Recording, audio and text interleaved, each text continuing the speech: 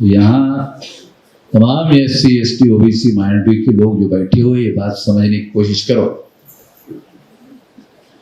कि इस देश में अभी 2022 चल रहा है 2022 चल रहा है और इस देश में चंद्रगुप्त मौर्य का कभी नाम आपने सुना होगा। वो हमारे मूल्यों का सम्राट था। उसका आखिरी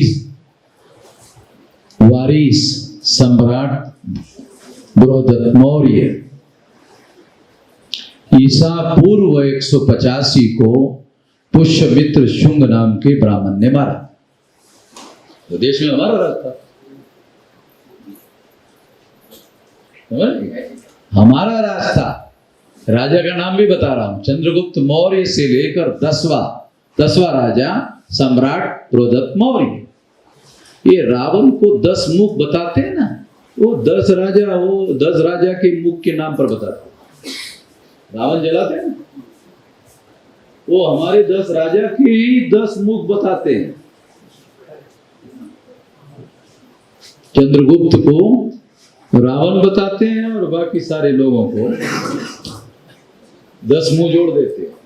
वो असल में हमारे पुरखों का राज था। उसकी हत्या ईसा पूर्व 185 को पुष्यमित्र शुंग नाम के ब्राह्मण ने की। तो 185 2022 में मिला दो, कितना होता है? 2022 में मिलाओगे तो 2022 में 2185 और 85 में 22 साल मिलाओ, 2185 85 में 22 मिलाओ तो ये हो जाता है 2200 लगभग 7 है। इतने लोग, इतना साल, 15 और 7 22, 2207 साल हो गए। तो ब्राह्मणों ने 2207 साल से हमारे इस देश पर कब्जा बनाया था। ये हमारा देश है, इसलिए हम नारा भी लगाते हैं कि भारत मुक्ति मोर्चा का नारा है, भारत देश हमारा। तो इसलिए कि 1885 को कांग्रेस ने आंदोलन शुरू किया आजादी का और 15 अगस्त 47 को 63 साल में उनको आजादी मिली। जब कांग्रेस को 63 साल में आजादी मिली तो हमको भी मिलेगी। उन्होंने भी लड़ाई लड़ी, हम भी लड़ रहे हैं। तो इसलिए वो तो अल्पसंख्याक थे, 3.5% ब्राह्मण, फिर भी लड़ाई में जीत गए हमारे समर्थन से। हम तो ओरिजिनल हम ही लड़ाई लड़ेंगे तो ये कैसे नहीं जीतेंगे, हर हालत में जीतेंगे। अभी ब्राह्मणों को मुसलमानों के विरोध में SC ST OBC के लोगों को भड़काकर फसाद करवाते हैं, दंगे करवाते हैं, मुसलमानों की मार काट करवाते हैं, घरों को जलाते हैं और सारे SC ST OBC का इस्तेमाल करते हैं। तो मैंने RSS के लोगों को कहा कि मेरे खिलाफ SC ST OBC के लोगों का इस्तेमाल करके दिखाओ। तो मेरे खिलाफ कोई SC ST OBC का आदमी लड़ने के लिए राजी नहीं है, तो मेरे खिलाफ ब्राह्मण को ही मैदान में उतरना पड़ता है। मैं यही चाहता हूं कि एक साइड मैं रहूं, एक साइड ब्राह्मण, हो जाए लड़ाई। छद्म रूप से वो SC ST OBC के लोगों को सामने करते हैं, मगर मुसलमानों के विरोध तो भड़का सकते हैं, मेरे विरोध में तो नहीं भड़का सकते। मेरे विरोध में तो SC ST OBC का इस्तेमाल नहीं कर सकते। तो जो मैं चाहता था, क्या चाहता था कि ब्राह्मण अपनी लड़ाई खुद लड़े, SC ST OBC को फौजी बनाकर मैदान में ना उतारे। तो अब ये हालात उनके ऊपर आए हैं, अब उनके समर्थन में कोई लड़ने के लिए राजी नहीं है। यही मैं चाहता था कि अब आमने सामने हमारी लड़ाई हो जाए, देख लेंगे। तो इसलिए साथियों, हम लोग आपको जो समझा रहे हैं वो ये मौलिक बात हजारों साल की है, 2-4 साल की बात नहीं है। ये हजारों साल की है, और हजारों साल के इतिहास में जो दांवपेच ब्राह्मणों ने खेला वो सब मैं जानता हूं। इसलिए वो सारी बातें मैं अपने लोगों को समझा रहा हूं। अब मैं आखिरी बात आपको बताना चाहता हूं, वो लंबी बात नहीं कहना चाहता। आखिरी बात क्या है कि अब SC ST OBC ये जो लोग हैं, इसका हमने संगठन बनाया, वाम से भारत मुक्ति मोर्चा, बहुजन क्रांति मोर्चा और उसके 86 ऑफशूट ऑर्गेनाइजेशन। तो देश में ये चर्चा शुरू है 6 अक्टूबर 2022 के बाद।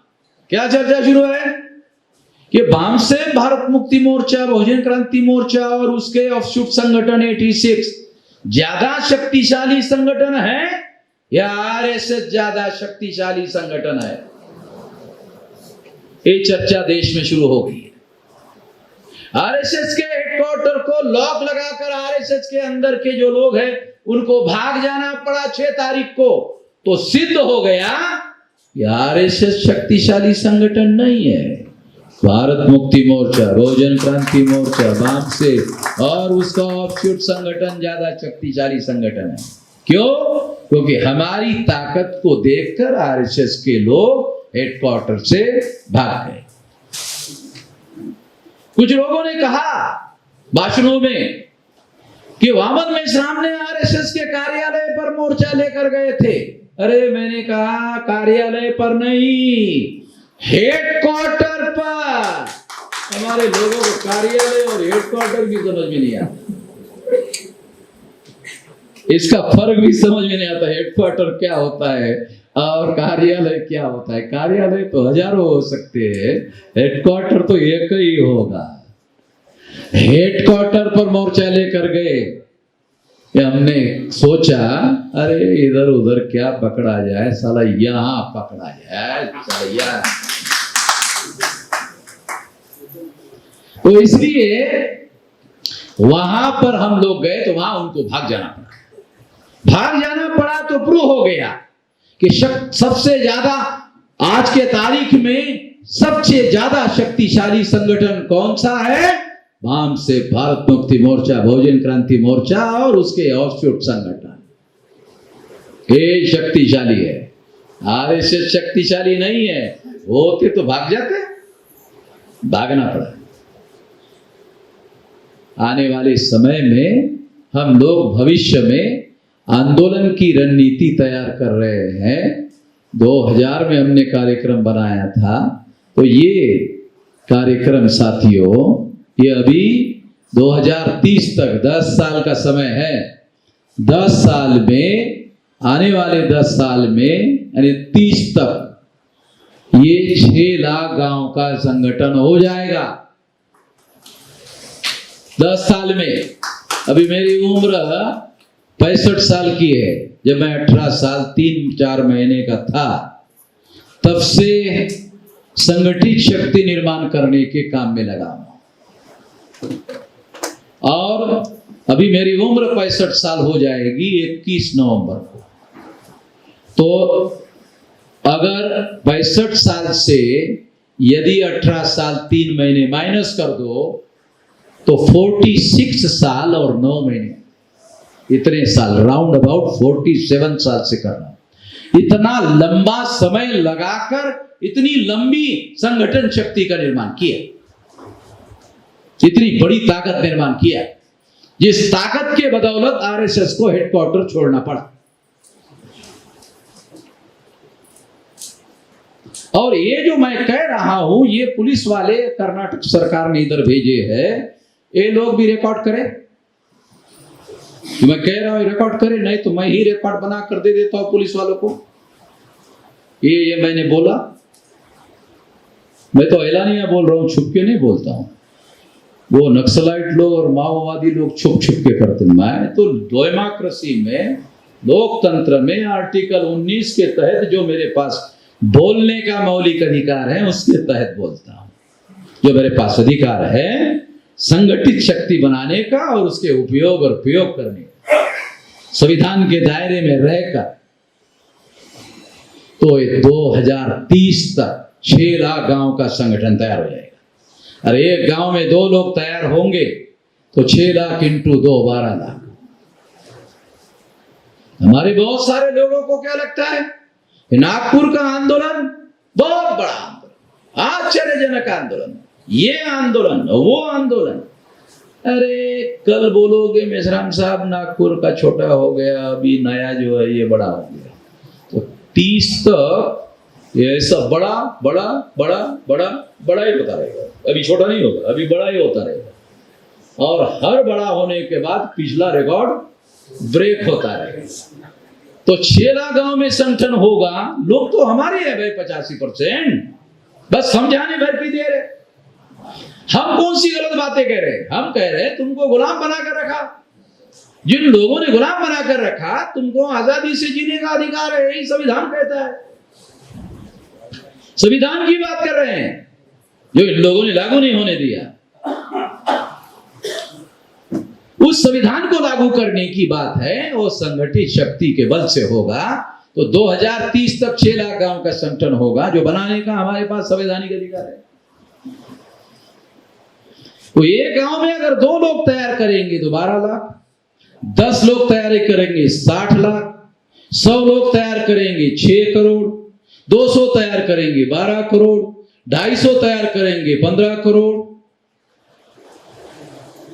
मैं जब पढ़ता था सिद्धार्थ, मेरा गणित बहुत कच्चा था। बामसेप में आने के बाद मैं कागज देखता ही नहीं हुआ, ऐसे ही करोड़ों का कैलकुलेशन ये झटके में करके बता। तो 15 करोड़ लोग 2030 तक हम सड़कों पर उतारने लायक हो जाएंगे। पुलिस चाहे तो गोली चला दे। 15 करोड़ लोगों को मारने के लिए गोली है गोली। गांधी जी ने 1 करोड़ उतारा था, तो अंग्रेजों ने कहा हम जाते हैं। अभी अंग्रेजों ने कहा अब हम जाते हैं, आप लोग देखो। तो 15 करोड़ लोग हम मैदान में उतारेंगे। लोग ही SC ST OBC माइनॉरिटी 85%, 90% लोग। ब्राह्मण केवल 3.5% है। जैसे अंग्रेज विदेशी थे वैसे ब्राह्मण भी विदेशी है।